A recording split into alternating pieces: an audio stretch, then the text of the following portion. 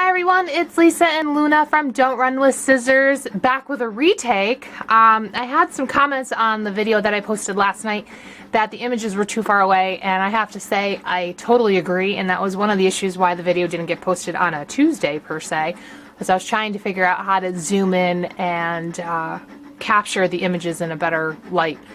Anyways, I'm going to do a brief addendum to the video. I'm going to zoom in on the images, show you what I did during the video close up. So the camera might jiggle a little bit for me to do a zoom in and zoom out. My remote control doesn't have that option. But this is the card that we did do last night, or on the Technique Tuesday. It was a earth that I had colored with my Spectrum Noir colored pencils, and then used some gamsol on that. So let's see if I can zoom in a little better here. And you can see some of the highlights in the water. I'm hoping that's coming through clear where they were blended in. I shaded darker around the areas where darker water would be around the coastline, and then added some highlights to the land. So let me show you a little bit about how I did that. We'll redo that real quick. Here was my mock-up sheet of the various ink types that I used and how the quality came out. I had used a Memento ink here, which this was the image I liked the most. I thought it was the brightest but softest black ink that I had chosen on out of the four. This was an Archival Brilliance ink. It didn't give me the big image that I had hoped for. This is the Hero Arts ink, darker and but was able to maintain the color and the brightness with using the solvent and the StazOn ink. Obviously the darkest of all of the images in the color. So all of these inks held up to using the water-soluble odorless mineral spirits, or gamsol, or baby oil, as some people like to use, or Gooby Gone. So let's see if we can back out here a little bit. The biggest thing that I learned when trying to do this was, again, it's the paper type and the ink. So on this image here, again, I used two different inks. I used Hero Arts and Memento, and I used a Copic blender marker, and you can see where that dulled and made the ink actually bleed. Over on this image where I used the Memento ink, the image stayed crisp and clean. It didn't have the Copic marker bleed. So if you've been following along, I do have the cheat sheet about what inks work where.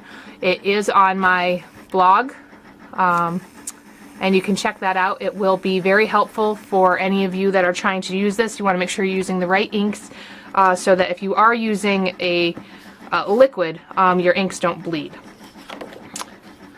So, the other important thing that we discussed was the paper quality.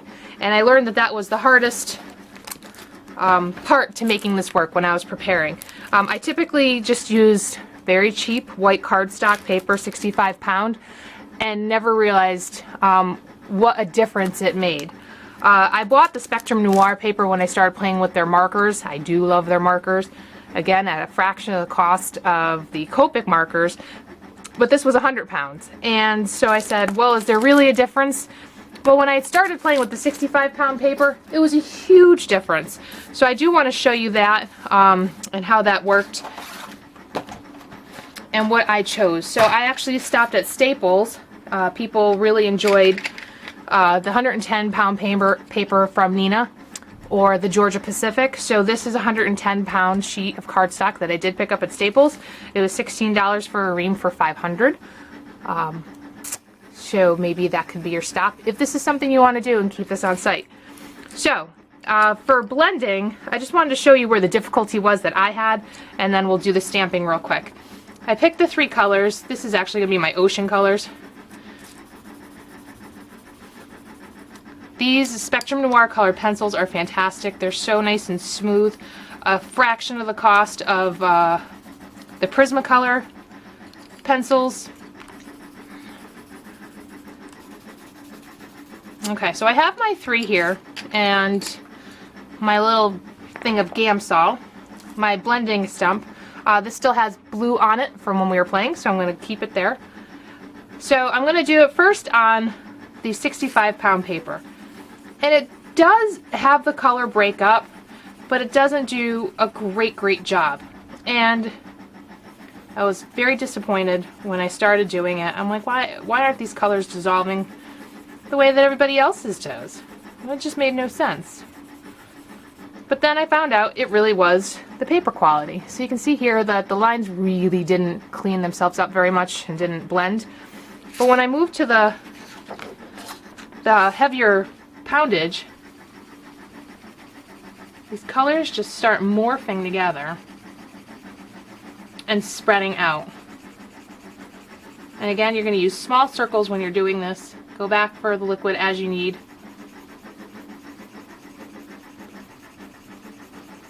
And those fine lines that are in there from actually just coloring with colored pencils just starts fading away.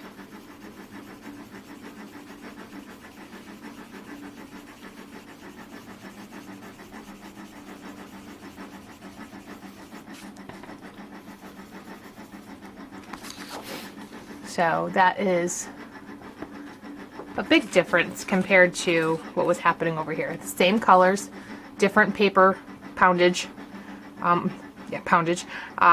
but really a breakthrough on the 110-pound cardstock. So in doing my stamp, just so we can see it nice and clear again, I have the Hero Arts ink handy at this moment. Stamp this up. Get my image down. And if I was going to color in the world again, I'm just going to use the edge of my pencil and go in.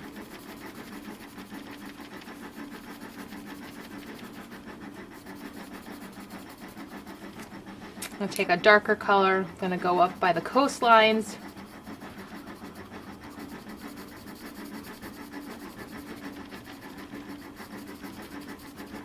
I'm skipping the Mediterranean at the moment. And finally I go back in here, some more blue, some more purples.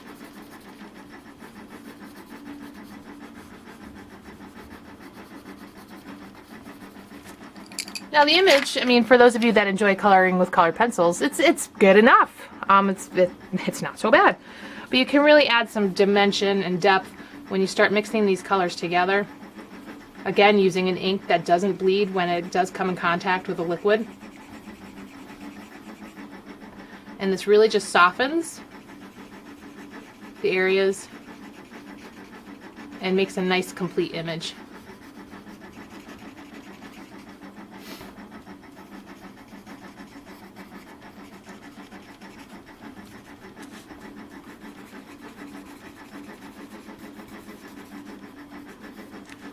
So there you have it. Hopefully that's a better, crisper, clear image than what we were looking at before.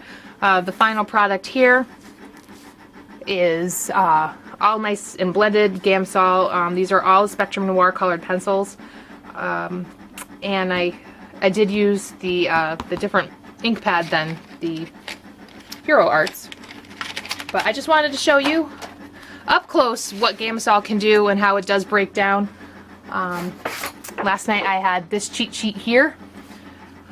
You can, to break down the crayons, you can use gamsol, which is the blending of these two together. You can use a Copic blender marker, which does work as well very nicely. And this was the Dove blender pen, so you can see how these two blended together. Out of my favorites, it is the gamsol. I think it breaks it down much better. Copic, sometimes you can get into finer, smaller spaces, which are very helpful. So I hope this helped.